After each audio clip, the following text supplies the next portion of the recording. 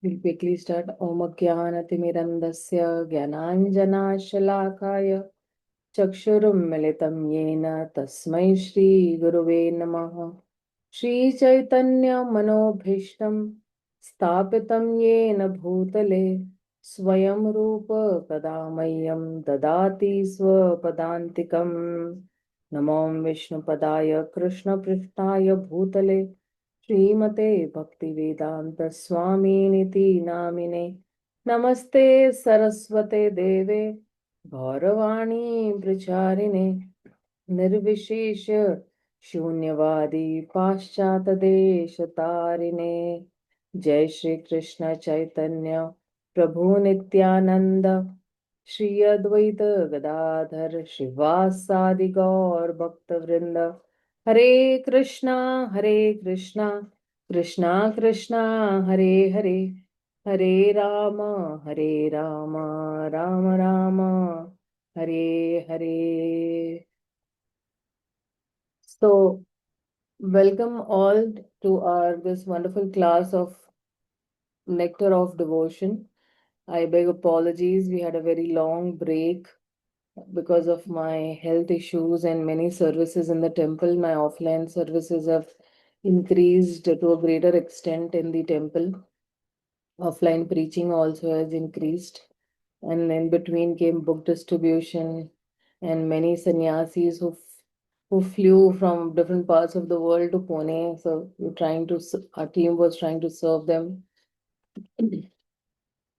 So Chaitanya Mahaprabhu, who is the most merciful incarnation of Krishna, and he's the original teacher actually of this Bhakti-rasāmṛta-sindhu, because he gave these teachings to Śrīla Rūpa Gosvāmī on the Dasha Ashwamedha Ghat.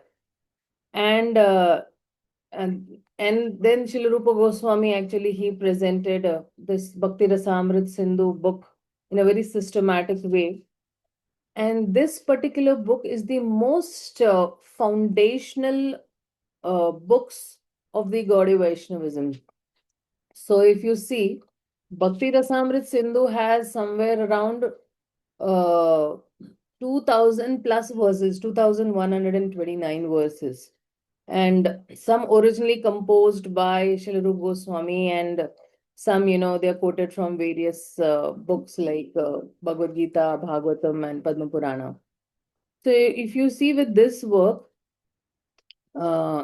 this particular book speaks about rasa, and it speaks about spiritual rasa. There are two types of rasas, we know, mundane rasa and spiritual. But this book primarily speaks about spiritual rasa.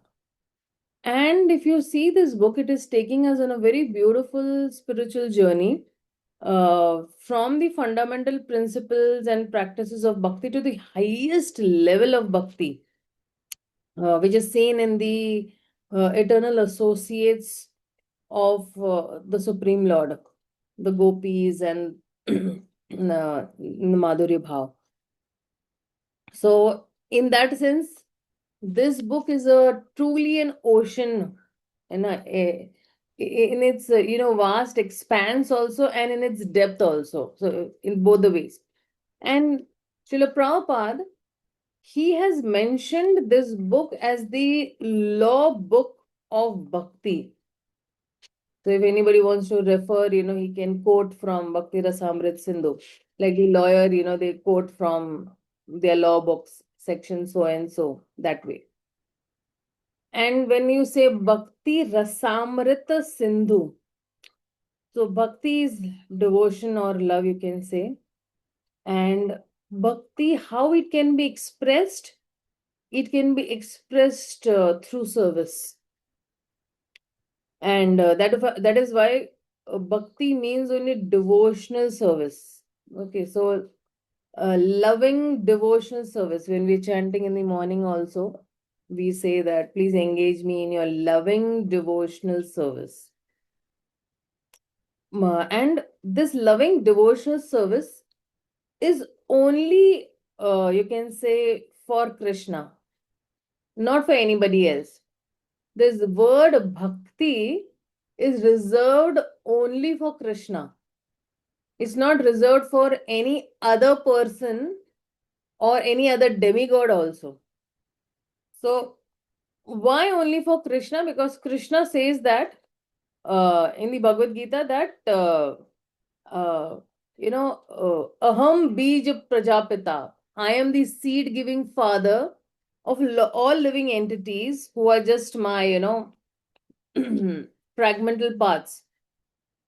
So we all have a eternal relationship with Krishna, but uh, and because we have an eternal relationship with Krishna, our love is primarily meant for Krishna, who is the supreme being.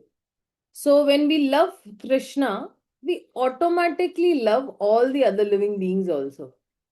So when you say bhakti, bhakti is, devotion, and that devotion is for Krishna. And when you say bhakti rasa, rasa means, some juice or some taste, some mellow, or mm, like, when you eat a mango, okay, so it has rasa also, and it has some taste also, or mellow also.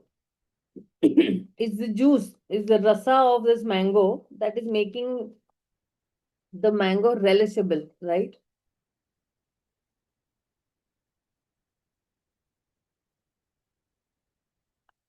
So the spiritual pleasure that this devotee is experiencing in his life or in his relationship with Krishna is called bhakti rasa, or some devotional mellow that he is experiencing.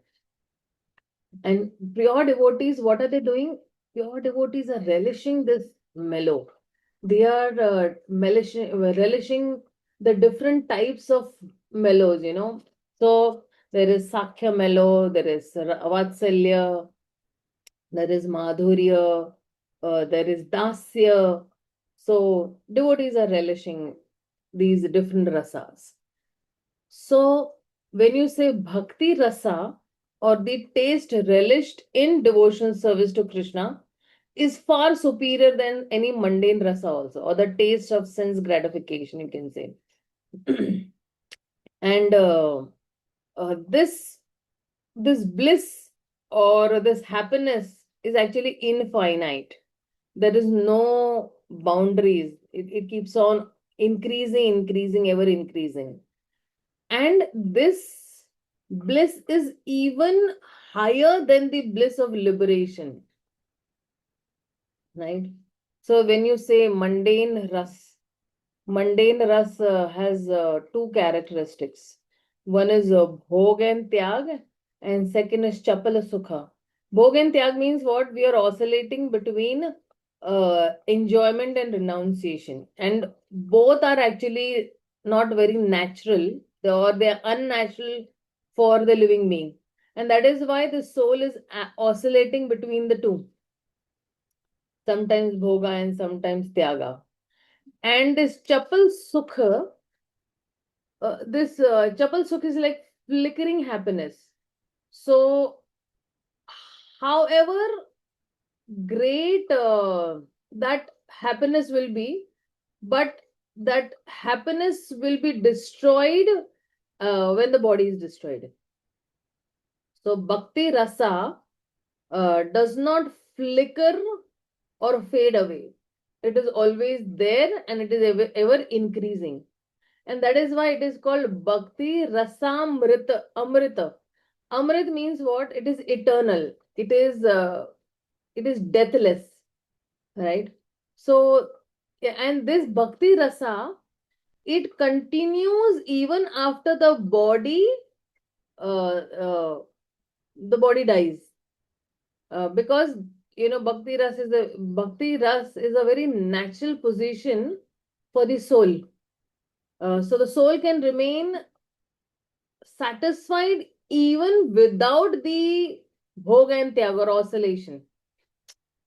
And when you say bhakti rasa amrita, amrita means nectar, very something very tasty, some tasty juice, which makes somebody, you know, deathless. Now, before coming to Krishna consciousness, we must have heard about the name Amrita, where, you know, you must have seen that somebody takes Somras in the heaven and he becomes eternal as such. But this particular rasa, which is derived from the service of the Supreme Lord, this particular rasa is deathless. It makes one deathless. And bhakti is that process of entering into this eternal life of eternal pleasure in the service of Krishna. And this nectared experience is a very vast experience, or you can say it's a very deep experience, and it's an expansive experience as an ocean, Sindhu. So when you say Bhakti-rasāmṛta-sindhu, this particular book is like a masterpiece. You know, it is the nectarian ocean of the mellows of devotional ecstasy unto Krishna, that way. And Prabhupada is explaining that, you know, the basic principles of some, you know, living condition. If somebody is, you know, somebody has this, we all have a general tendency of loving someone. And no one can live without loving someone. You know, if you don't love anybody, you love your own self at least. Self-love is also there. So that loving propensity is to love somebody, you know. Sometimes somebody, when somebody is loving somebody, there is some incompleteness also, right? Or that particular relationship might halt at a particular time, right? If you see with you know, when we were born, right, and when we went to school, we had our friends and we loved our friends in school, right? But where are those friends now? Or when we were in college and undergrad, where are those friends now? And we must have met so many people in our lives, but where are those people now? Right? So, this loving propensity is fully satisfied when you love Krishna. And Bhakti-rasāmṛta-sindhu is actually teaching us how to stimulate my original love for Krishna and how to love everyone by loving Krishna. So just when, you know, in Bhagavad Gita, it said that you water the root of the tree, then all the branches and all the leaves and twigs are automatically nourished. So when we love Krishna, we naturally will love everyone else as such. So that's why this Bhakti-rasāmṛta-sindhu. And so what I would request actually everybody is that y'all can, you know, because Bhakti-rasāmṛta-sindhu is how is like when Prabhupada presented this particular, you know, nectarian work, he did not go text to text. Like for Bhagavad Gita, he went text by text or with, you know, just give me 1 minute, okay?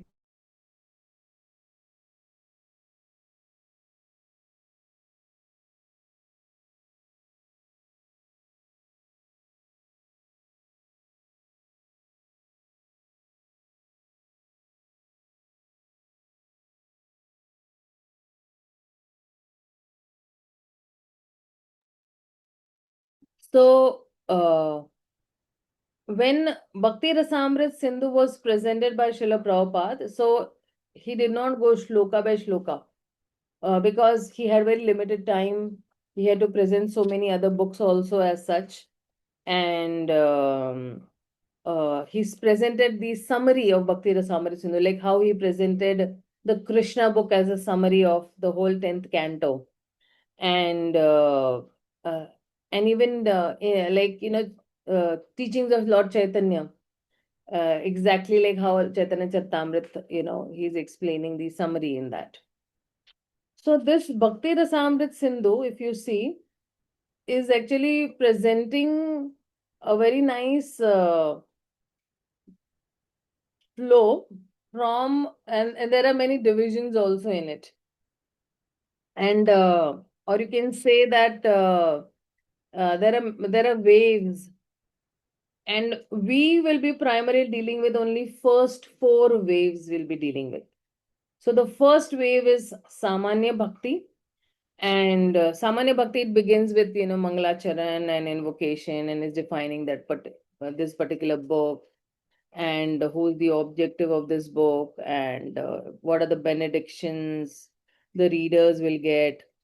And it is presenting all, it is also, of course, defining Uttama Bhakti, or pure devotional service. And then Uttam Bhakti has some six characteristics, and uh, and then Uttam Bhakti is also of three types: Sadhana Bhakti, Bhava Bhakti, and Prema Bhakti.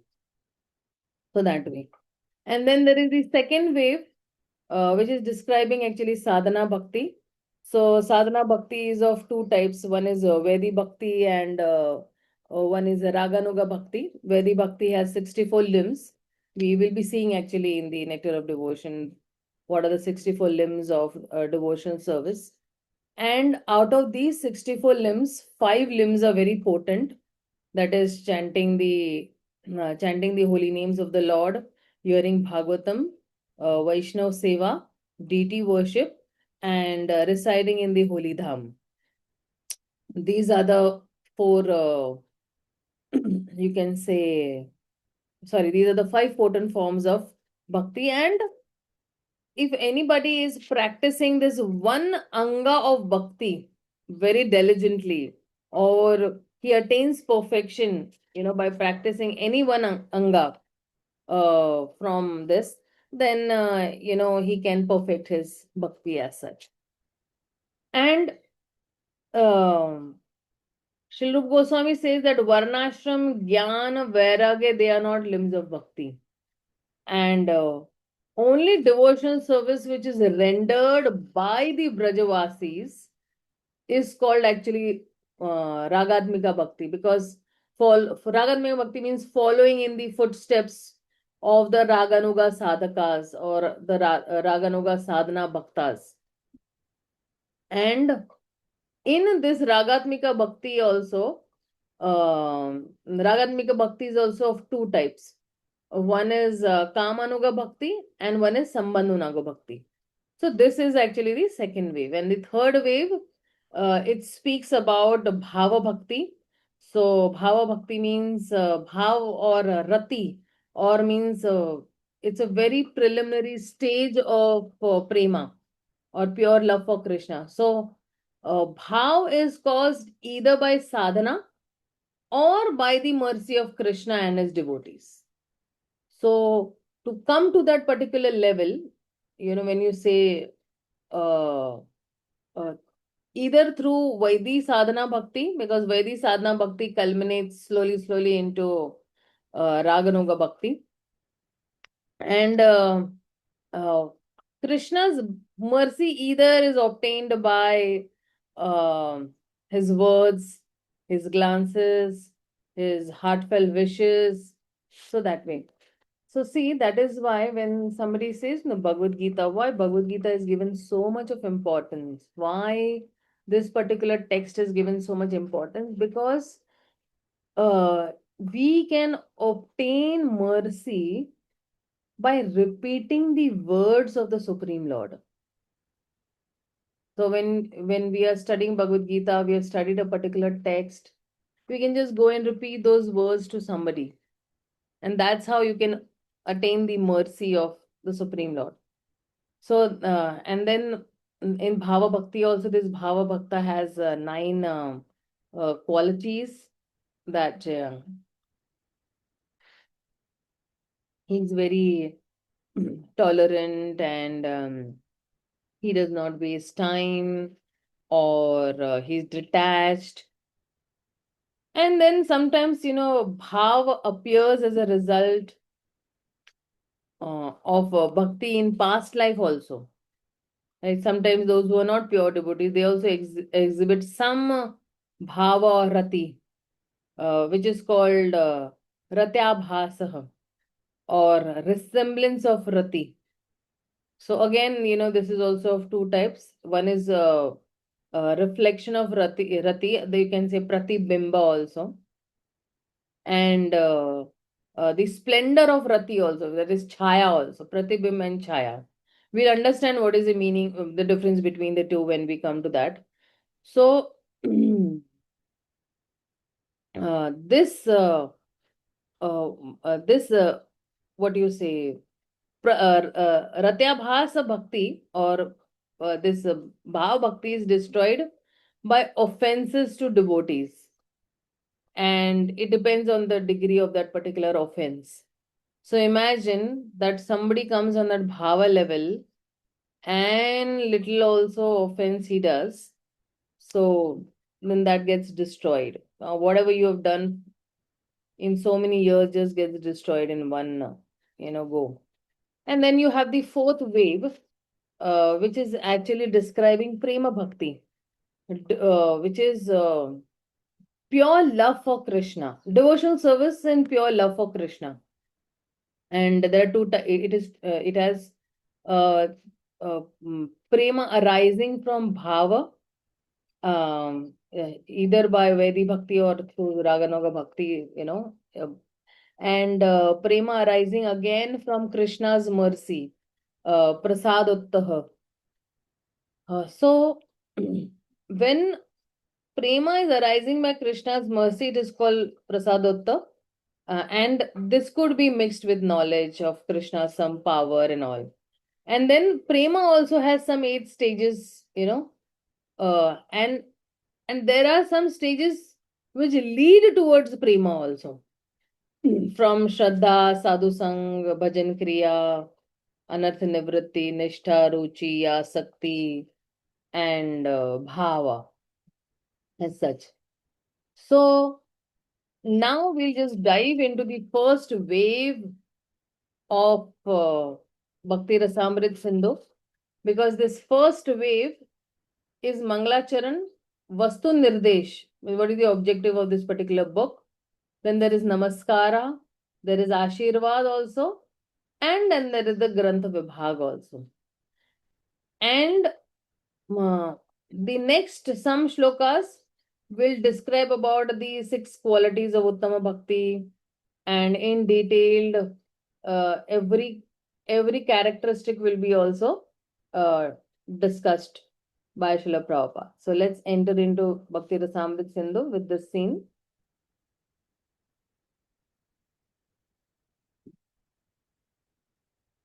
So when you say Bhakti-rasāmṛta-sindhu, Bhakti is devotion, Rasa is mellow, Amrita is nectar, Sindhu is ocean.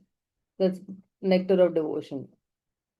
So every service has some attractive feature which drives the servitor progressively on and on.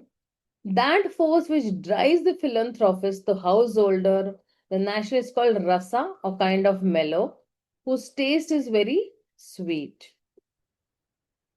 So, fake love versus, genuine love. Fake love will rust, but genuine love does not. Why does familiarity in this world lead to contempt? Okay, so if you see, because this world is dukhalem ashashvat. So definitely uh, things will fade away, right? Nothing is permanent. And Lakshmi is everlastingly eager to serve Lord Narayan's lotus feet. How? So mundane love, know the difference between lust and love, right? And mundane love is simply attraction for skin, color, face cut, some bodily shape, as such. And genuine love is what? Genuine love is service. You genuinely want to serve the Supreme Lord. You genuinely want to serve the devotees. You genuinely want to serve your spiritual master.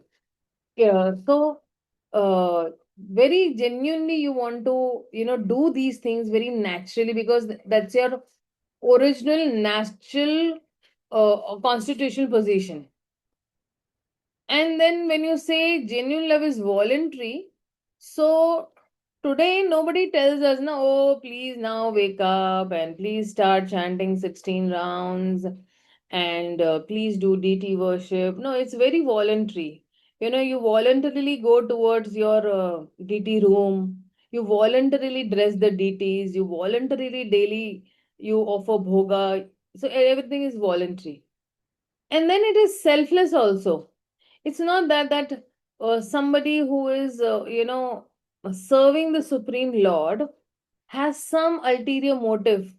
Oh, sometimes in the initial stage it will be out of fear and out of social what is it, obligations, and some some other reasons also will be there. But as and when a sadhaka keeps on practicing, this selfless service towards the Supreme Lord will naturally develop. It's not like that he will be selfish. Initially, yes, it might be that, oh, let me worship, the Supreme Lord, then I'll get happiness. So let me worship the Supreme Lord so that I get rid of all these, stresses and all. Yeah, initially it will be there because even Dhruv Maharaj initially wanted a kingdom bigger than his grandfather also. But as soon as one comes towards devotional service, then that selfless, the selflessness, you can say, what you can say is that the selfless quality or the gradation keeps, the level keeps on increasing of selflessness, So, and then he can reach to the highest level of selflessness also. Then in genuine love, there is sacrifice and pain also. Devotees sacrifice a lot for pleasing the spiritual master and Krishna. And then they go through those pains also. No gain without pain. So those pains, but those pains are not pains for them. They're just you can say that उसको कहते हैं मीठा दर्द है. For example, somebody is on book distribution and his feet are paining, but still he's laughing and he's smiling and he's very nicely giving a book to the other person, thinking that one book going, Krishna will be pleased, my spiritual master will be pleased, so let me take this pain to please my spiritual master, to please Srila Prabhupada, to please the acharyas who have, toiled day and night to write these books. So, without reservation. ऐसा नहीं कि, oh no, no, my legs are paining, let's go home. Not that way. He keeps on trying it. I remember one time, it was Janmashtami time. And I think that was my first Janmashtami in Delhi temple when I had reached Delhi temple in 2004. I had reached in July and Janmashtami was in August. And I saw some brahmacharis over there that from morning 5 o'clock they were distributing books in the temple till they actually fainted. They literally fainted. And then the next morning, when we are coming for Mangala Arati for Srila Prabhupada's appearance day, I saw them that they were just they just fainted out, doing book distribution. Because see, the whole day when I was there, but because even I lost my energy, I went back home at like 10 o'clock and I went off to sleep.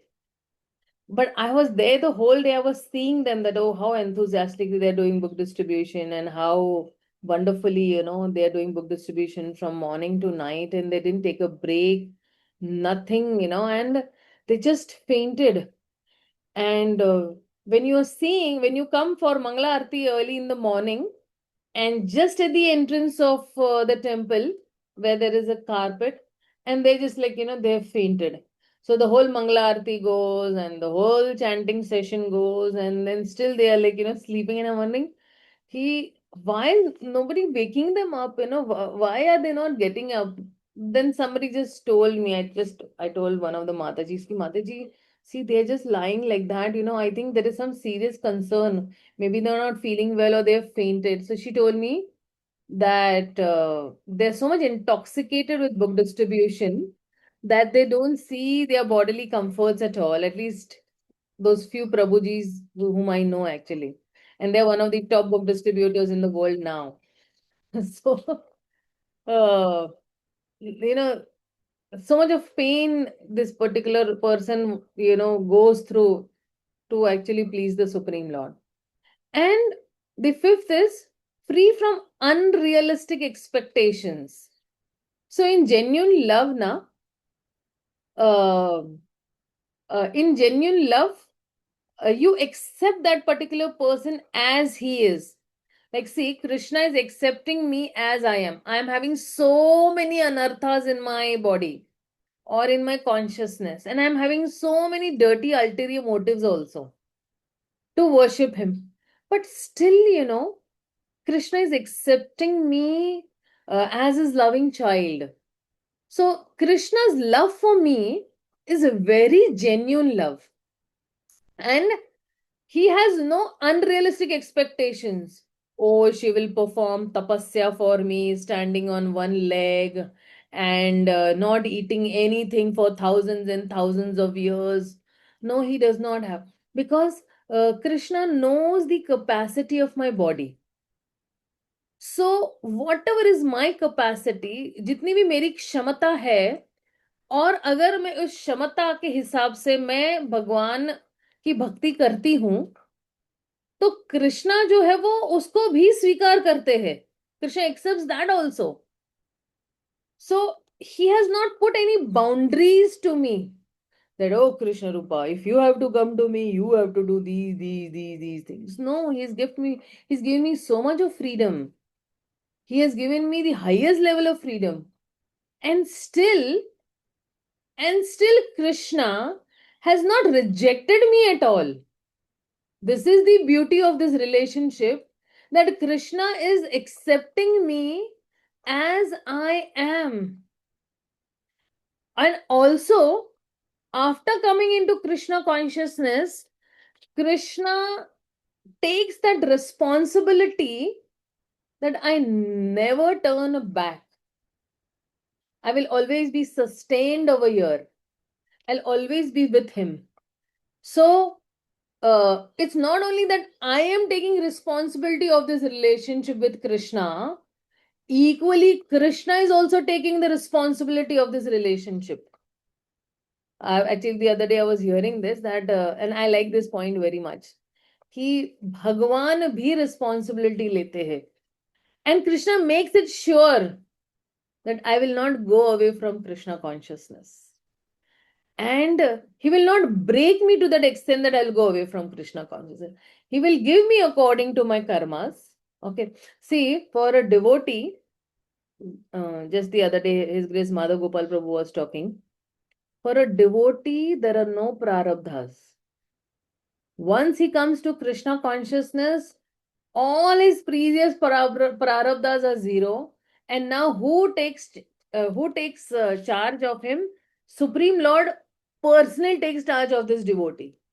For non-devotees, there is nobody to take charge except for Maya. But for us devotees, we should be so proud and we should feel so much of gratitude towards our spiritual masters and Krishna, that they are there to take personal charge. They are there to guide us personally.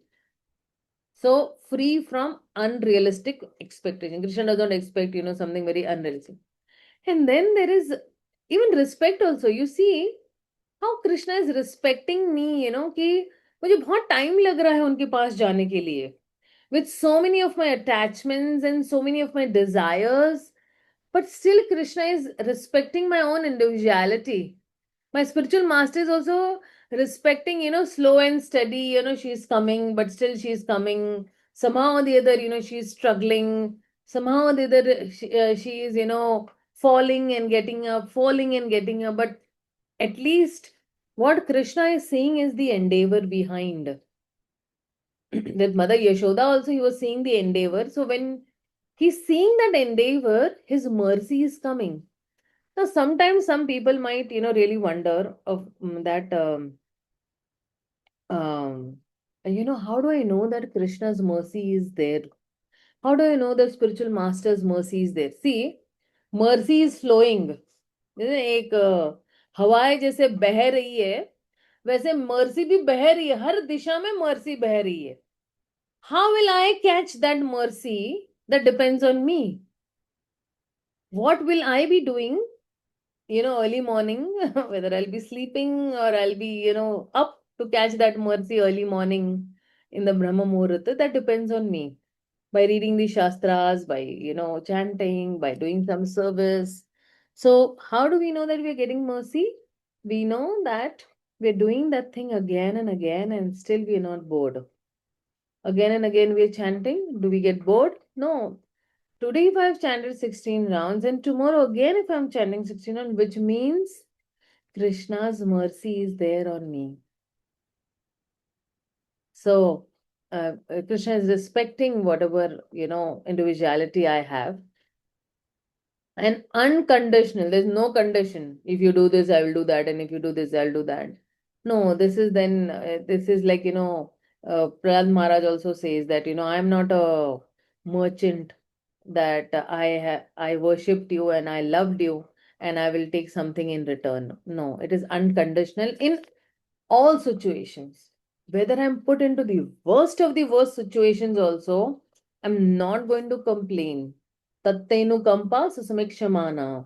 So I am not going to complain, and I'll take, okay, this is my bad karmas only. Maybe I'm suffering because of my bad karmas, and still I continue to worship. I continue to, love. Still I continue to do bhakti. And tolerance, angel like qualities in goodness. So, tolerance means what? That you tolerate. You tolerate people around you. You tolerate the situations around you. You tolerate the weather around you, whether it is heat, cold, or rainy season, or, whether it is a tsunami, whether it is a drought. We're tolerating, but our focus does not shift from Krishna. बाढ़ भी आएगी ना, उस बाढ़ में भी हम लोग भगवान का नाम लेते रहेंगे कि ओके ठीक है, जाएंगे तो भगवान का नाम लेते लेते जाएंगे. So that confidence that is there on our beloved Krishna or on our Guru, that confidence only brings tolerance. That faith only will bring what you say, tolerance. And then you have security, shelter, and pleasure. So you know what? When you are in bhakti and you're surrounded by devotees, you feel so secure.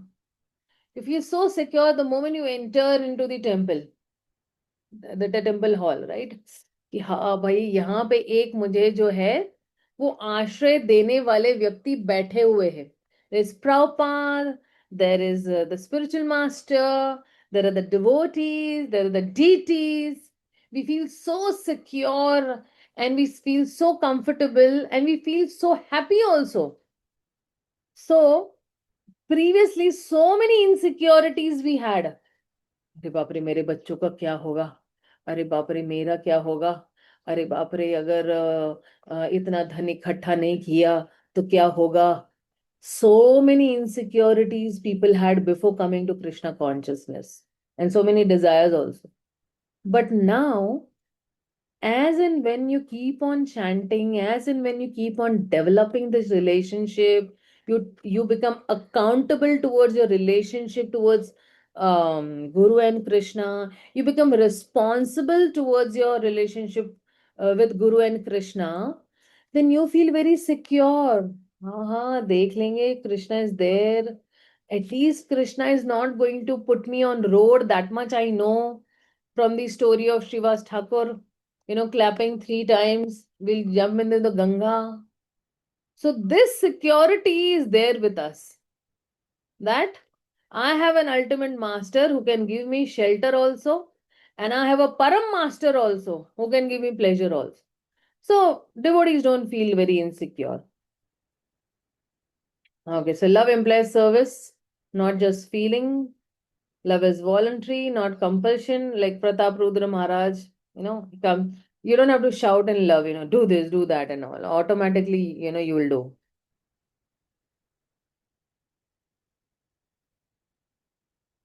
Love is selfless. It's not selfish. You know, these two modern scientists often lack such deep feelings of commitment and responsibility between family members or within the community also. There is a lot of competition, exploitation, who will get better grades. Selflessness is inbuilt in the Lord's creation. You see, the tree is so selfless, right? Even these oysters में से जो मोती निकल के आता है, this is also so. The cow is also so selfless, right? The moon, the trees. And why? Because Krishna is selfless. The Supreme Lord is selfless. That is why you can see the quality of selflessness in all his creation.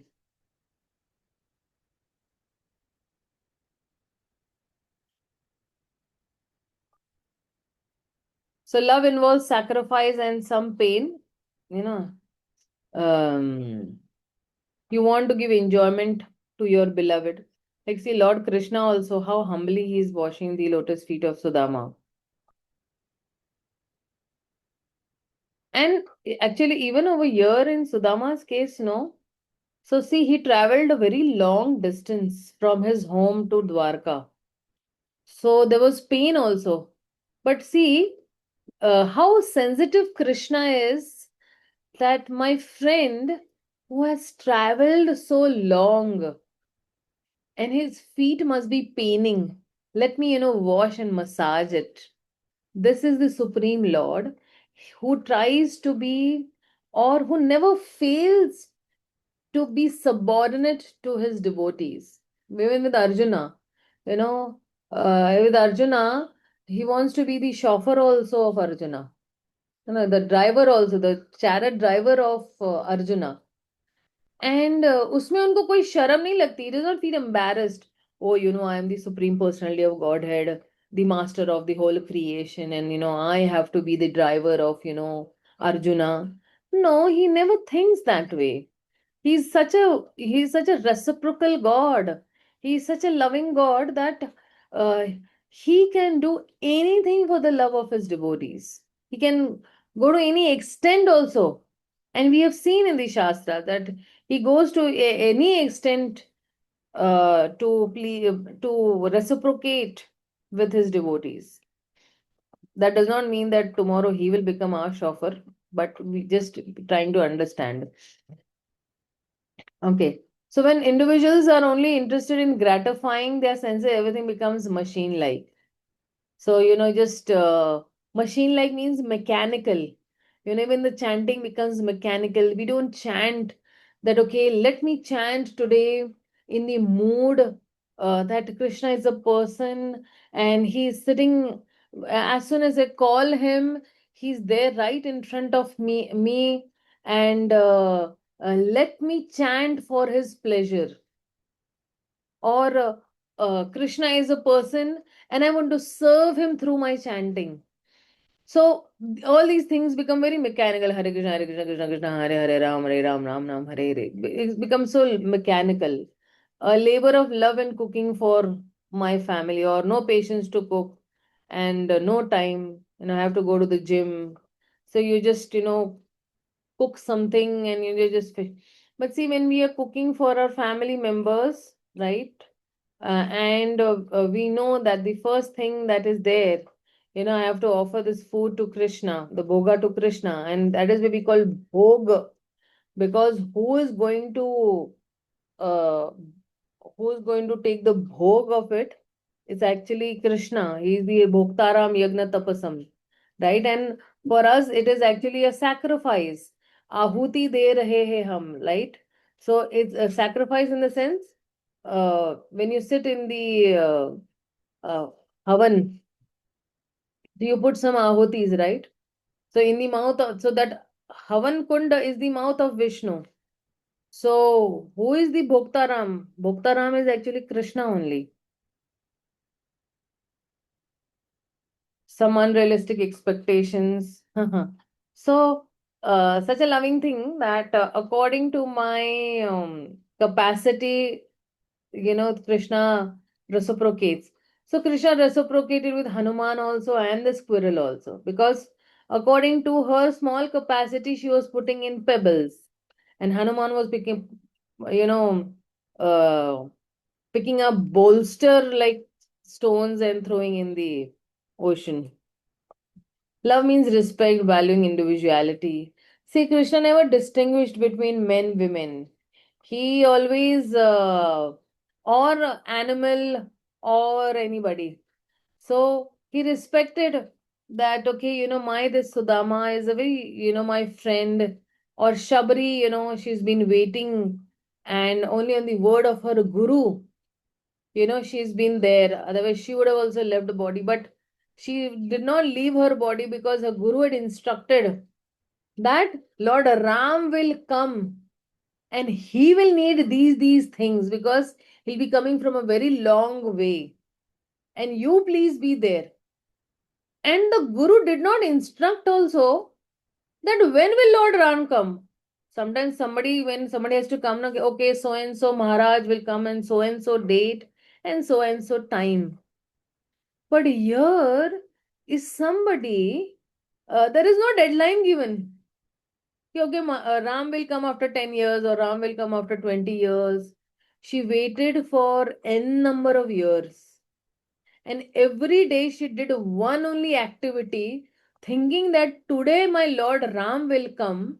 So every day she is to sweep, every day she is to collect flowers, every day she is to spread those flowers, every day she is to collect fruits from the forest. Every day she did that. Until Lord Ram, thinking that, okay, Lord Ram will come, this is only reserved for him. She used to not even eat at times. This is the love that, whenever the Shabri pastime comes, and I get very emotional because of her dead emotion, her dead love for the Lord. That who can do that? And she is the very, you can say, the highest level of, devotion if somebody can have. And do you know that Shabri was a very small child when she came to uh, Matang Rishi's ashram? She was very small and she ran away from her home. By caste, she was Bhil. Okay. Because she was getting married to a guy who was eating non-veg and all. So she just ran away from that place and she came to Matang Rishi's ashram. And she started sweeping and she pleased her spiritual master a lot. And because she's pleased her spiritual master a lot, the spiritual master gave her a benediction that you will get the darshan of Lord Ram. And from that tiny small age till the time she became old, she waited so many years for the Lord to come. So, and Lord Krishna also respected that individuality of Shabri. Even if she has given some remnants of those cherries or those berries that she had tasted, what was her bhav? That only the sweetest berries I will be giving to Lord Ram. I will not give those berries which are bitter in taste or which have no taste at all. So she made it sure. And Lakshman is actually Lakshman is actually thinking that, what is this? Lord Ram is, taking the remnants of a bhil or shabri. And Lakshman also tried to eat, but he was not able to eat, and he threw the berry somewhere very far behind, right? Um, and when Lakshman threw that berry, so when there was the war between him and Indrajit, so Lakshman had fainted that time, and only Sanjeevani could revive him back again. So when Hanuman went to bring the Sanjeevani, that particular seed which Lakshman had thrown had reached the Himalayas. And that only became actually Sanjeevani for him to revive him back again, like as such. So this is El Shabri's story, a little. And love means unconditional, in all situations. You don't have, you can do anything. You can go to any extent for, when you love a particular person. So if you see Kevat and if you see many other, devotees also, they're ready to do anything. They're ready to go to any extent also. Love means tolerance also. You tolerate also. And love means security, gives support, shelter, and pleasure. So this Jatayu's actually, this is also very nice in Ramayana, that how uh, Lord Ram did the final rites for Jatayu, because he considered him as a fatherly figure. And imagine that Lord Ram doing the final rites of a living being who is a bird. So Krishna has no boundaries actually. Krishna does not think, I am supreme and how can I do, and it's not. Okay, no, Krishna can go to any extent for his devotees. So for Jatayu, because Jatayu fought for the Lord, Jatayu knew I would be killed. I don't have that power to fight with Ravana, but at least I will endeavor. At least I will endeavor to please the Supreme Lord. And in return, Lord Ram gave him that full support, shelter, and Jatayu died in the lap of Lord Ram. क्या सौभाग्य पाया है कि अगर आप भगवान की सेवा करते हो, अगर आप भक्तों की सेवा करते हो, tomorrow you will die in the lap of a devotee and not on the road, not in the hospital, not anywhere else, but you will be in the association of devotees and you will die. Taking the holy names of the Lord. ये actually जो है ये सौभाग्य प्राप्त होता है जो कोई भी भगवान की भक्ति करता है तो. So this is one actually. Now just give me 1 minute, okay? So there's one more slide also.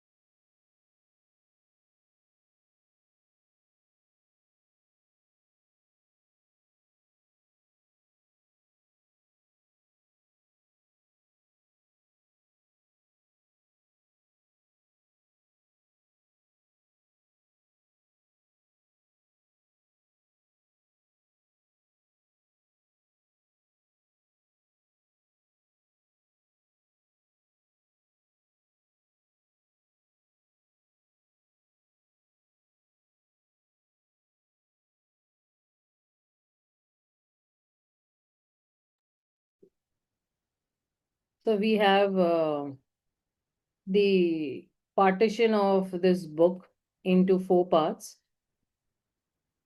One is the Samanya Bhakti, second is Sadhana Bhakti, third is the Bhava Bhakti as such, which is pure love of God.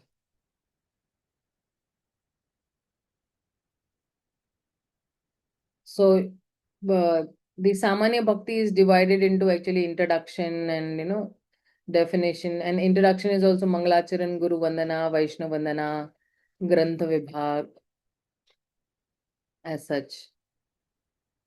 And then the outline of Samanya Bhakti is that Uttam Bhakti has 6 qualities. So these are the 6 qualities that are there. And we'll be discussing about it. And then qualification for understanding Bhakti.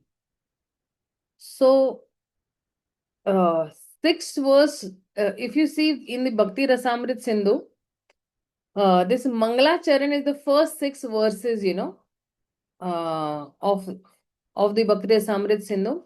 And it is accomplishing 3 goals. It is what is the book's objective? That is, what is the Vastu Nirdesh?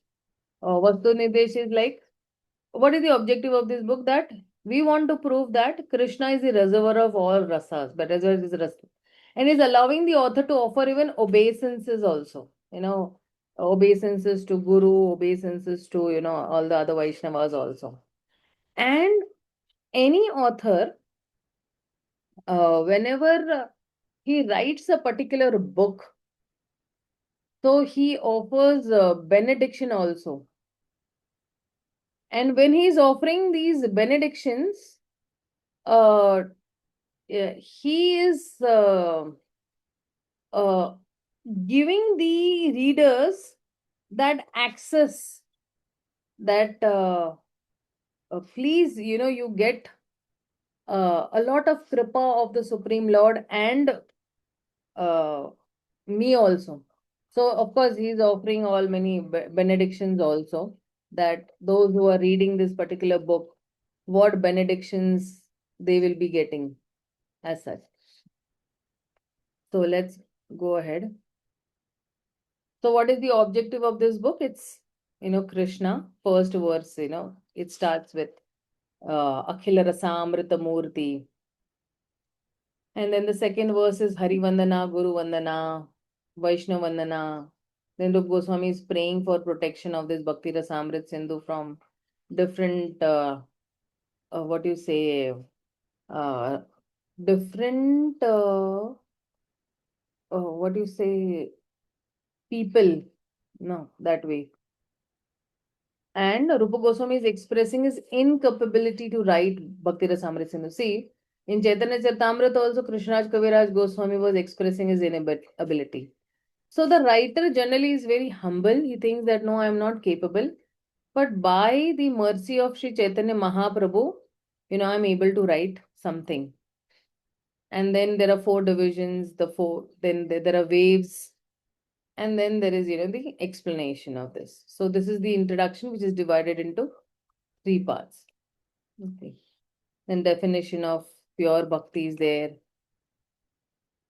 So the very first shloka we'll just dive into, and which says that Akhila Rasamrita Murti. So when he says Akhila Rasamrita Murti, so Krishna is the Supreme Personality of Godhead, is the reservoir.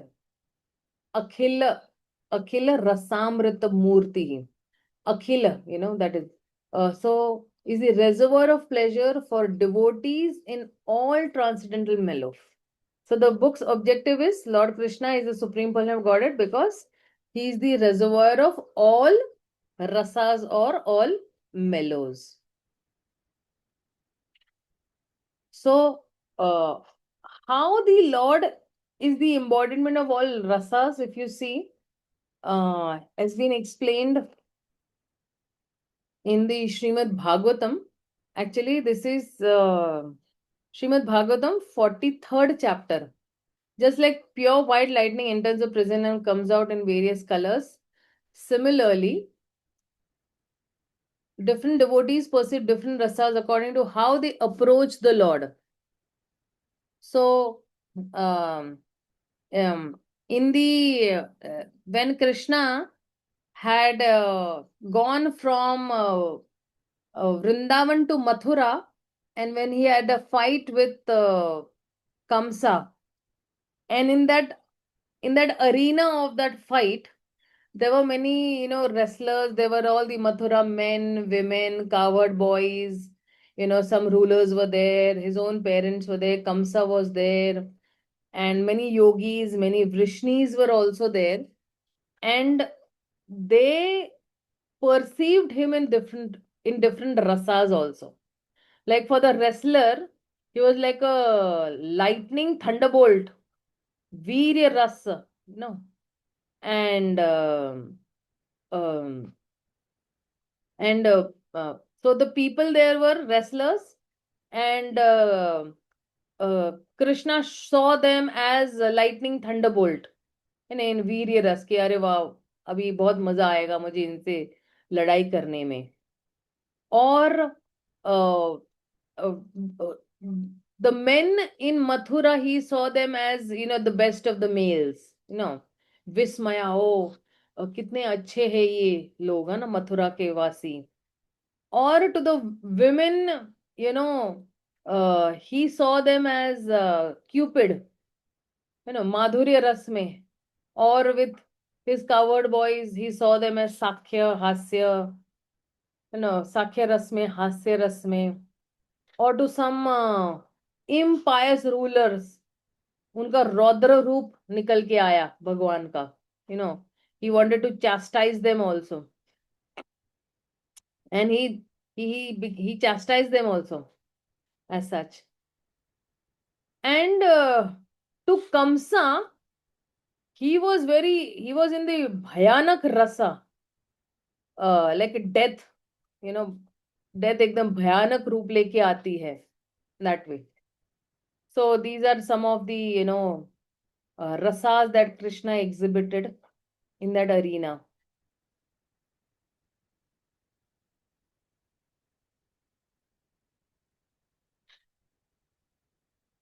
So over here, there is a shloka of the 11th canto. O Lord, feeling weary of material life and tormented by its distress, I now surrender unto you, because you are the perfect master.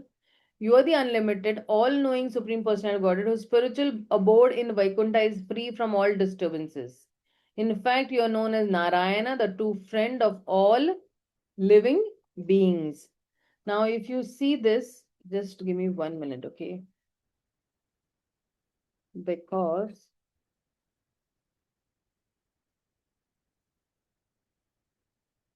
I forget who is saying this.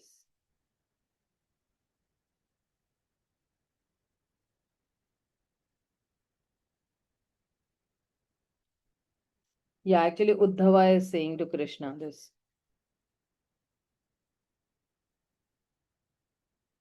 We may be attracted by the good qualities of a particular man or demigod, but we may later discover discrepancies in that person's behavior. Therefore, Krishna is described as Anadvayam. There are no discrepancies in the personal conduct or character of the personality of Godhead. He is very spotlessly pure. So, Krishna के किसी भी इसमें ना, you will not find any discrepancies. He has given his loving mercy to whoever has loved him selflessly. Be it Rukmini, be it Kubja, be it Anusuya, be it the squirrel, right? Be it Kevat.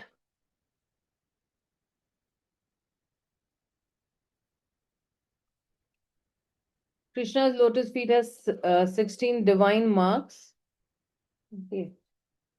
So we know these divine marks. Ananta Param. We may faithfully serve a master, but when it is time for us to receive a reward for faithful service, the master may die. Therefore, Krishna is here described as Ananta Param. which indicates that he is not limited by time or space. Uh, Anta means termination of time, and para means fatal termination. Lord Krishna is not limited by time or space, and thus will always dutifully reward his faithful devotees. So, um in the 10th canto, when he's retrieving his guru's son from Tamal Loka, so Krishna is saying that suffering the bondage of his past activity, my spiritual master's son was brought here to you. O great king, obey my command and bring this boy to me without delay. So, Krishna can do anything. For Krishna, everything is possible. It's not like that uh, he has some limitations, right? So, even if somebody कोई मृत्यु लोक तक भी पहुंच चुका है, किसी भी लोक में पहुंच चुका है, Krishna can retrieve that person back and bring it. And then Mahavishnu aspiring for Krishna's darshan. Krishna told Arjuna, it was to see me that Mahavishnu, the supreme soul, stole the children. He believed only on a Brahmana's behalf will Krishna come to see me and not otherwise. So that's how uh, even Mahavishnu wants to take darshan of the Supreme Lord. And Krishna is rescuing Nanda Maharaj from the abode of Varuna. And Krishna can do anything. And Varun Dev is praying to Lord Krishna. Seeing Lord Krishna, came Varun, worshipped Lord Krishna and spoke as follows. I have achieved the perfection of my life. One can transcend the material existence by accepting your lotus feet. Obeisance to you. Why? Because you are the absolute truth with no trace of illusion. And you are the source of creation. And Sarva Janam. Sarva Janam means if we serve someone, uh, if we are serving someone other than Krishna, then our so-called master, he may, forget our services, or he might become even ungrateful. Therefore, Lord Krishna over here is described over here as Sarva Janam, or sorry, Sarvagnam, omniscient. See, many times ऐसे हो जाता है ना कि अरे हमने इसके लिए इतना इतना कुछ किया लेकिन वो भूल गया आज, और जब हमारी बारी आई है, वो हमें जो है प्रतिसाद नहीं दे रहा, या is not reciprocating. But in Krishna's case, it's not like that. He can never forget the service of a devotee, even little also. If you know that particular rat in Kartik month who had just, raised that wick, she got Vaikuntha. Imagine, just by doing that small 1 second act, she goes to Vaikuntha. And that is why Krishna is never ungrateful. In fact, it is said that Lord Krishna does not remember the faults of his devotees, but only the sincere service they have rendered. आप में कितनी कमियां हैं भगवान नहीं देखते हैं. He is just seeing that how much are you service oriented, कितनी सेवा आप करना चाहते हो. And he is Ishwaram. A further disadvantage serving anyone besides Krishna is that when we serve, when we are in danger, our master may not be able to protect us. If we take shelter of our nation, the nation may be destroyed in war. If we take shelter of family, it may die. And it is described in the Vedic literatures, even demigods are sometimes defeated by demons. But since Lord Krishna is described here as Ishvara, or the supreme controller, there is no danger of his being overcome or even impeded by any other power. And that is why Krishna's promise of protection to his devotee is an eternally valid promise. He said, Name Bhaktya Pranashati, my devotees will never get destroyed. And he's always there to protect. He's there to protect Draupadi, he's there to protect Gajendra, he's there to protect Prahlad Maharaj. Why? Because he is the supreme controller. Ishwar. Akuntha, Vaikuntha, what is this? I can't read it. Dishnyam. So Lord Krishna has an eternal abode called Vaikuntha, and that abode is never disturbed by anything. And the faithful servants of Lord Krishna will certainly go back home, back to Godhead for an eternal life of bliss and knowledge in the personal abode of the Lord.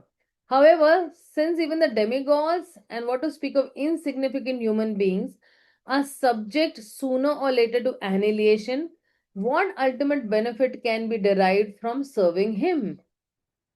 So, once you reach over there, definitely there is permanence. You will be permanently serving the Supreme Lord over there.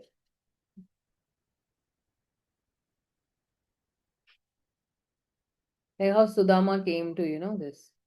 So, this is in this way, this particular comparison is there that is being made. Give me 1 minute. I'll just share the.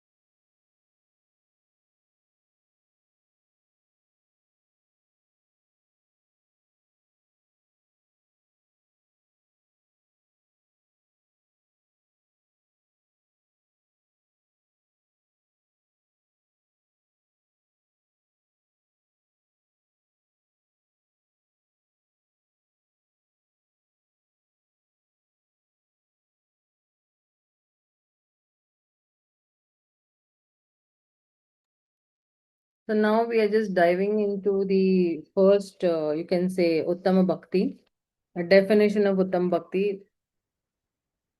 Because, see, the definition of this Uttam Bhakti actually is the Paribhasha Sutra, or you can say the thesis statement that is there.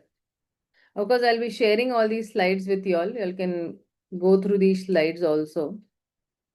I'll be sharing each and every slide with you all on the WhatsApp group. So this Paribhasha Sutra means what? That this whole book is going to revolve around this subject matter, that is Anya Abhilashita Shunyam Jnana Karma Navritam Anukulyena Krishna Anushilanam Bhaktir Uttamam. This whole book ka jo bhi subject matter hai is going to revolve around this particular shloka. So if you see this Anya Abhilashita Shunyam. So this particular shloka is divided into actually two parts.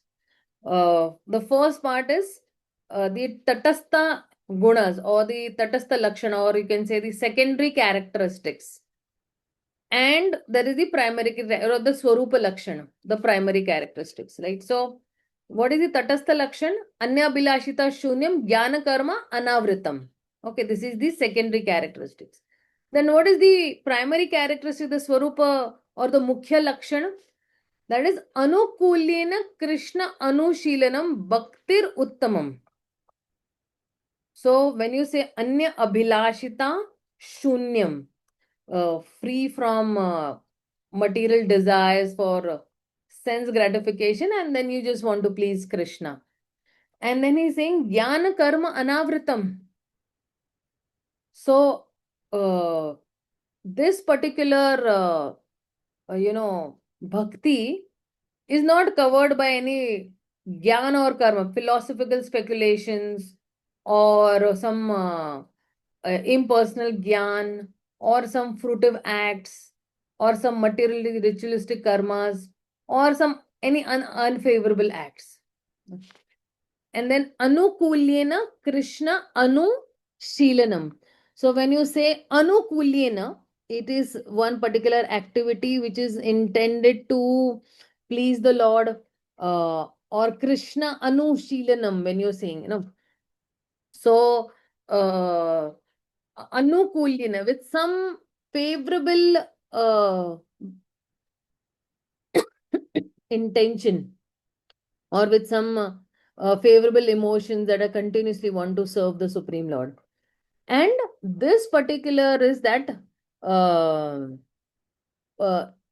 Krishna Anushilam, and then when you say Bhaktir Uttama, means this is first class bhakti. First class, or you can say pure devotion. So this is the definition of pure devotional service. Okay, so when he's saying Krishna Anushilanam, so when you say Anushilanam means, there is some cultivation of Krishna consciousness, or Anu means to follow, right? And follow whom? Then follow the previous acharyas. Okay. And then following the previous acharyas means when you say Anushilanam karna, so it is some service or some activity that is there, and you are doing that particular activity, because see, without activity, our consciousness alone is not very sufficient, right? So that is why it has to be cultivated. So you again and again do that particular activity. And Shila means what? Uh, Active cultivation. Anushilanam. You involve your body, mind, words, whenever you're doing that particular activity or service as such. And see, Shilanam also has two parts actually. One is pravritti and one is nivritti. Okay. Pravritti means what? Kuch pravritti karna, yani kuch activity karna. And nivritti means what? Something that you avoid, something that you don't do, है ना? तो प्रवृत्ति मतलब कुछ करना, निवृत्ति मतलब कुछ नहीं करना. तो कुछ नहीं करना में क्या आएगा? We should not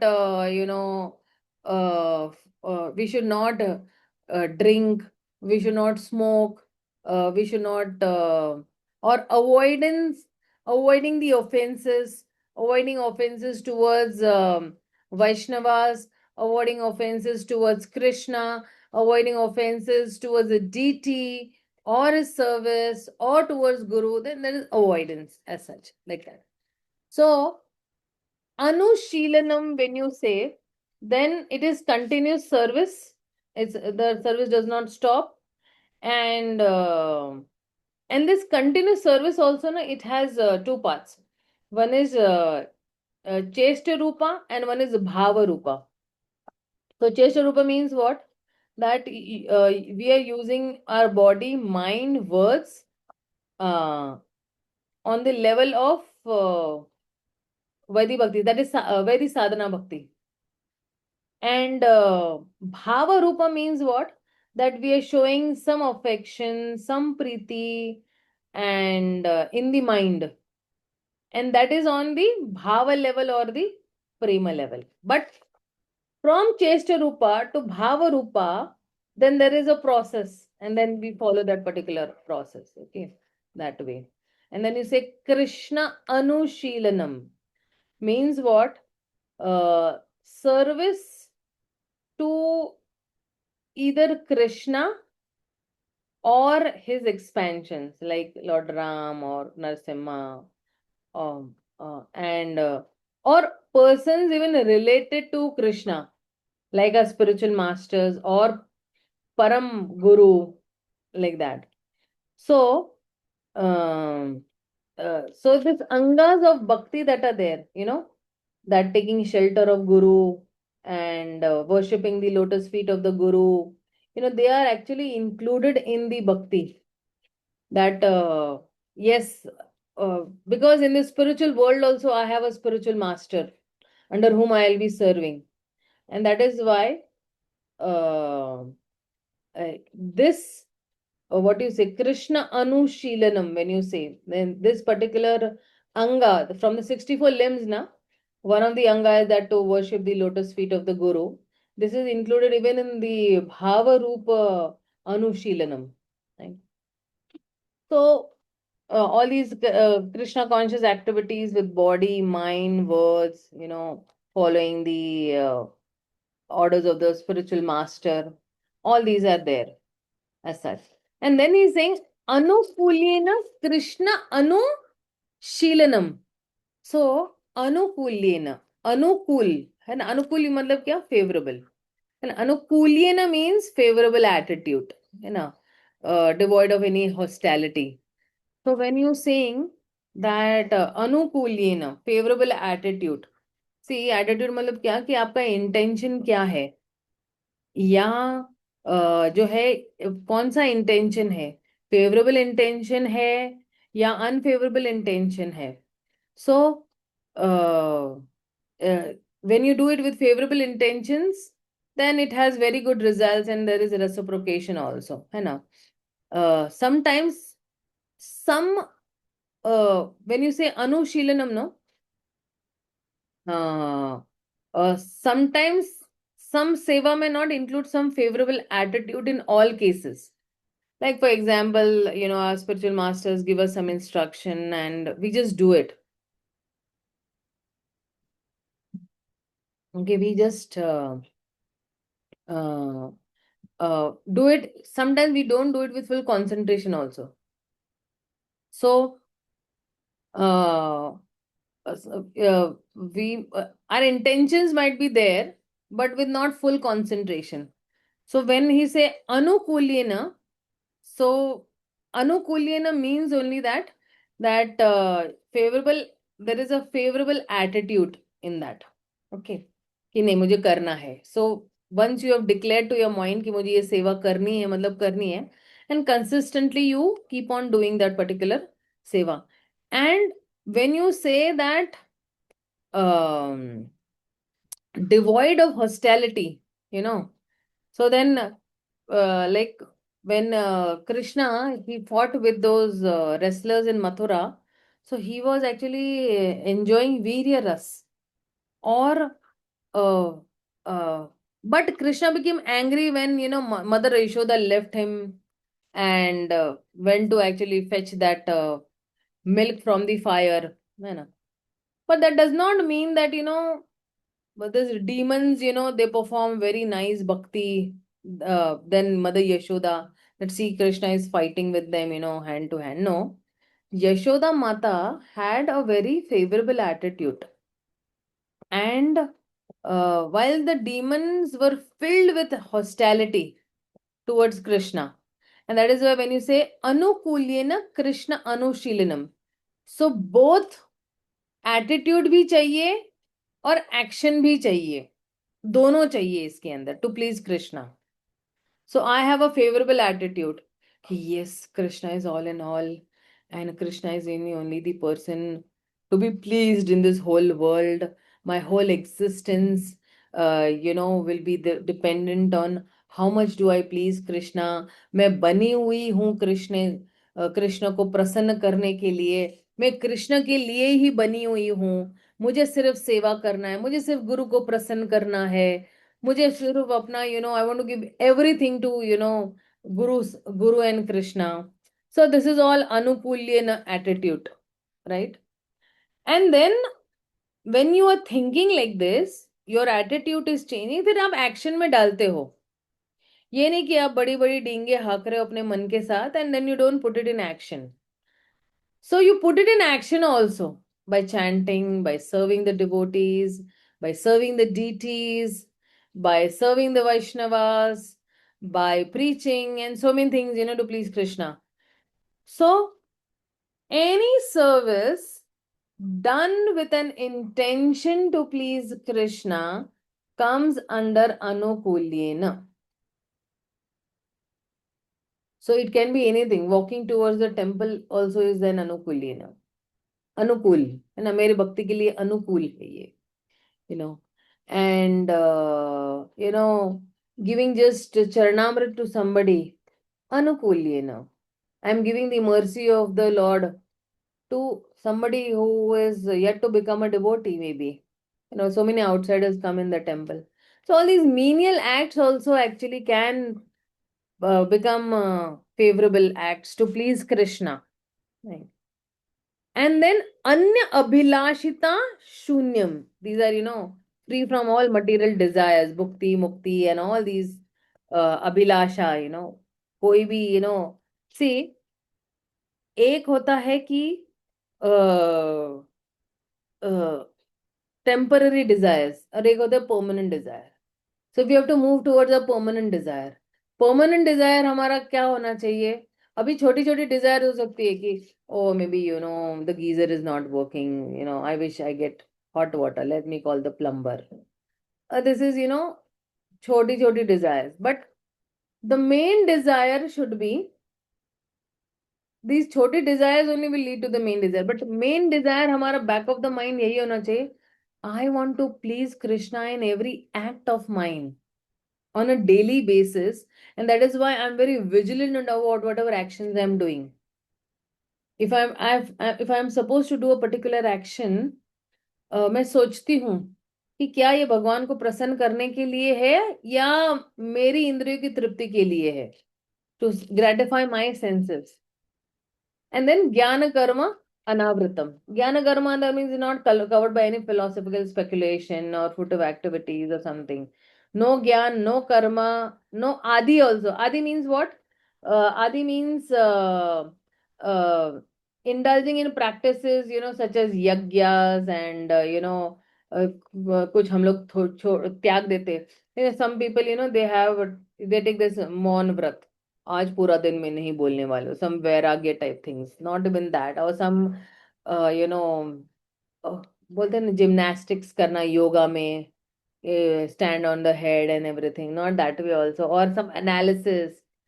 These are all obstructions to uttama bhakti, and that is why we should avoid. Anavritam, when he's saying anavritam means what? That ज्ञान और कर्म से जो वह रहित है, because why? Because if somebody is developing jnana and karma, then it is concealing bhakti. But jnana and karma that are favorable to bhakti must be accepted. Like we are taking jnana right now to move towards Krishna only. So yes, that is why Srila Prabhupada made this Bhakti Shastri course. For a systematic book, 4 books to be studied. Why? Because with this particular ज्ञान we know what karmas we should be doing. पहले हम सब उल्टे सुल्टे कर्म कर रहे थे, right? And now we know what karmas we should be doing and with what intention should be I doing those karmas, right? So that way, okay. And okay, let's see, what Prabhuji has to say in this.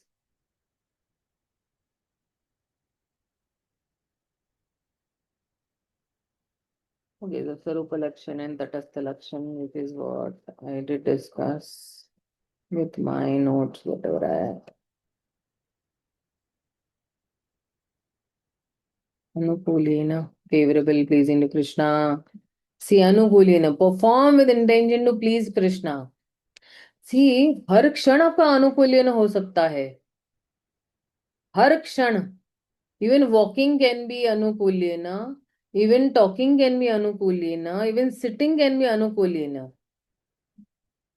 We should understand Krishna to mean Krishna and his personal expansion. So Krishna includes all his expansion as well as his pure devotees.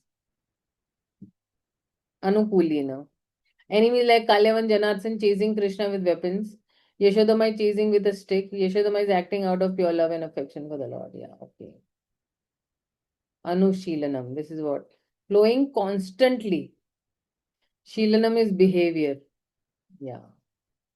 The particular word used by Srila Gosvāmī in this connection is Anushilanam or cultivation of falling to Krishna Acharyas. As soon as we say cultivation, we must refer to activity. Without activity, consciousness alone cannot help us.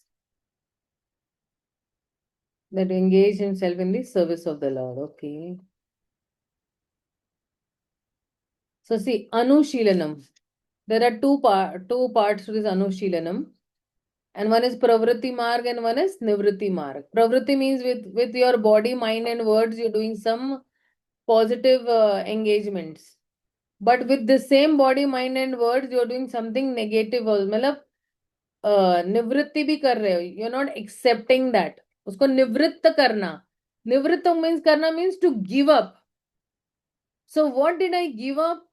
Right? Previously I used to love eating chocolate. So निवृत्ति. With my body मैंने उसको त्याग दिया, है ना. Previously with my body I used to love watching Bollywood movies. निवृत्ति. वो निवृत्त कर दिया, उसको छोड़ देना, है ना. एंड प्रवृत्ति मीन्स कुछ तो प्रवृत्ति ऐसी एक्सेप्ट करना जो मुझे कृष्ण की ओर ले जाएगी with my body, mind and words. So that way. If he is not continuously engaged in the cultivation devotional service, it can't be called Uttama Bhakti. It's not pure devotional service. So see, he continuously engaged in the cultivation of devotional service. Continuously thinking about how will I please Guru and Krishna. कौन से acts में करूंगी जिसके माध्यम से Guru and Krishna will be very pleased with me. That way. Someone might come into the temple and the deity might inspire him and he might put some money in the box just to please the deity. Or he might want to sing some bhajan just to please the deity. And then he goes around and he does everything else. कुछ ही क्षणों के लिए वो कुछ करता है और बाहर जाके मंदिर के बाहर जाके he does all that nonsense. तो ऐसे ये नहीं है. So that is not pure devotional service. It has to be systematic cultivation. And His Holiness Giriraj Swami Maharaj is giving this definition. So when he says Anukulyana, firstly, whatever activity I am doing on a daily basis, kshane kshane, every second, then Krishna should get pleasure from it. Devotee's attitude towards Krishna should be favorable. And Krishna and his various expansions, Krishna's paraphernalia also. See, Krishna के पैराफिनेलिया मतलब क्या कि उनके dresses है, उनकी jewellery है, उनकी बांसुरी है, उनकी प्लेट्स है, ग्लासेस है, चमचे है, वेसल्स है, उनकी क्लोथ्स है. So many other things are his, paraphernalia, right? So even to be having a favorable attitude towards those vessels, which आपको लगता है ये डेड मैटर है, but नहीं, वो भी चेतन है, right? And the way you handle, the way you organize, Like yesterday, I took one full 3 hours to organize my DT room only because I've made so many cupboards and so many jewelry and so many clothes. So organization is also devotion. You organize it so nicely that immediately on a daily basis, when you want to do dressing, immediately you know now the turn of this particular dress is there. With this particular dress, then this particular jewelry is there. This turban is there. These fans are there. These turban pieces are there. So even with Krishna's paraphernalia, how will you have a this that okay, you know, now this particular paraphernalia, you know, ये अभी पुराना हो गया है.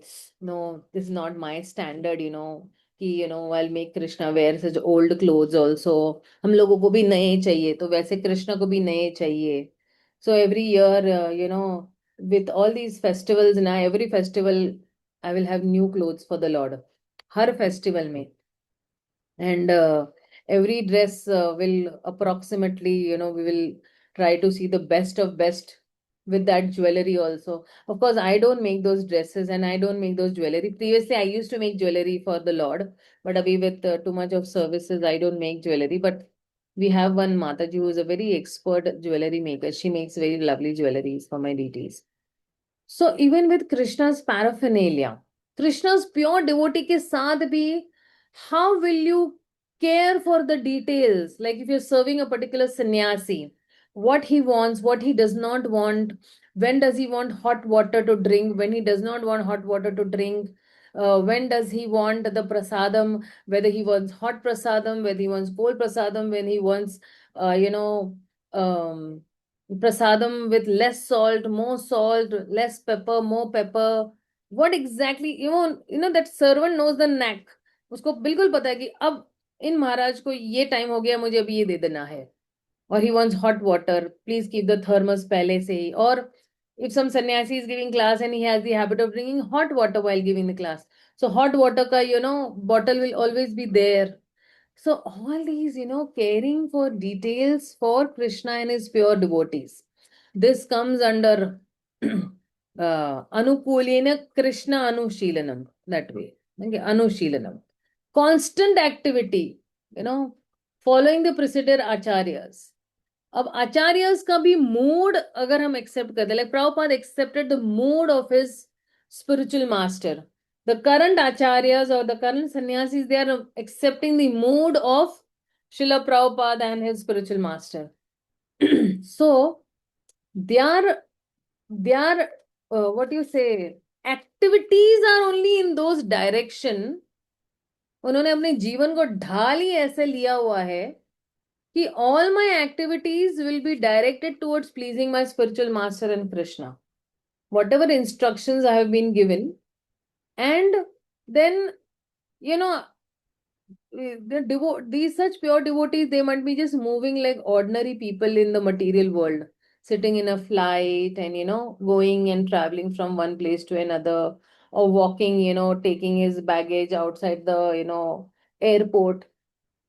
In externally, some person might think, oh, some sannyasi is just going, you know, taking his bag and baggages out of the airport, or a sannyasi is eating. But the internal mood of that particular pure devotee is that I'm eating so that I can keep my body and soul together and I get some energy to glorify the Lord. I'm traveling from one place to another so that more and more people can get attracted towards Krishna, and I can help them to get more closer towards Krishna. So, you know, that is why Anushilana means constant activity उनकी चलती रहती है. They have just, you can say, they are sold to Guru and Krishna.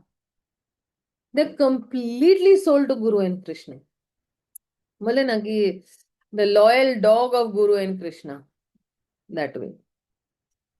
So, okay, so Anukulena. So, Jiva Goswami is giving us, you know, 3 examples. If the king gives instruction to get armies, uh, sorry, ready, then minister should understand that what need to be done and the soldiers should be ready with the weapons, right? So, there is a war. So, what all is needed? The king says that call the warriors for a feast. Then they should, then they don't come, they don't have to come with their weapons. If the king is going out, means he's going out with his entourage. Continuous service or emotions to Krishna, his expansions and paraphernalia, with a pleasing attitude towards Krishna, and this is anukulyena. Basically, being very, sensitive to what exactly Krishna wants. So, yes, we finished this first definition of Uttama Bhakti, and there is one more definition of Uttam Bhakti, but we'll discuss it next time because that definition is from Narada Pancharatra, and uh, and there is a definition even from the Srimad Bhagavatam that also we will discuss next time. Anybody has any queries, questions, doubts? Let me ask.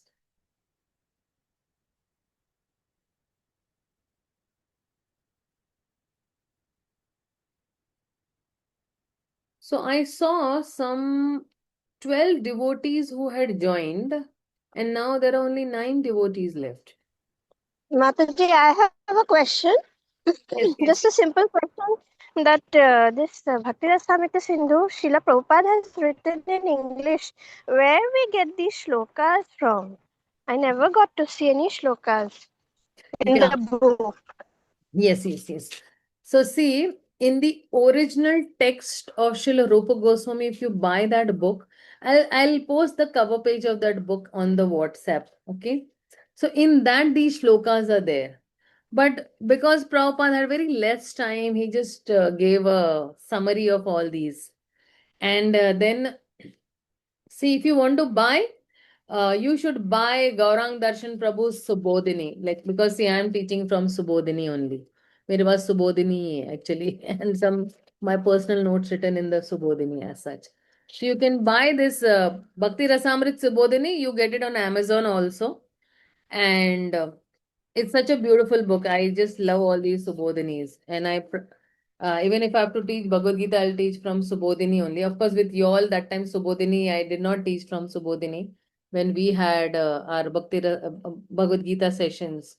But the new courses that I'm actually taking, I'm teaching from the Subodhini because even मेरे साथ भी मुझे clarity मिल जाती है कि ये flow of this chapter क्या है and क्या नहीं है. So then all these Subodhinis are very helpful. Or if you see with Chaitanya Charitamrita also or with Bhagavatam also, Subodhinis are very helpful. It gives you such a clear picture, बहुत fantastic. He recently So, launched that Brihad Bhagavatamrita Subodhini also. oh, is it Gaurang Darshan Prabhu? Oh, really? Yes, Brihad Bhagavatamrita Subodhini. Wow, wow. Thank you so much for telling me this. Generally, I follow it, but ये मुझे अभी सुनने को मिला है, so I'll actually buy that also.